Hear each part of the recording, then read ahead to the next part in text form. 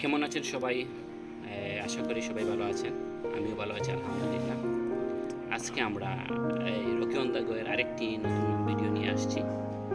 সেটা হচ্ছে tree top adventure resort. সেটা এয়ারপোর্ট থেকে বেশি দূরে নয়, সাবের বাজার, এবং সাবের বাজার থেকে সামান্য কিছু দূরে, যেটা লীলাপাড়া, যে জায়গাটার নাম লীলাপাড়া।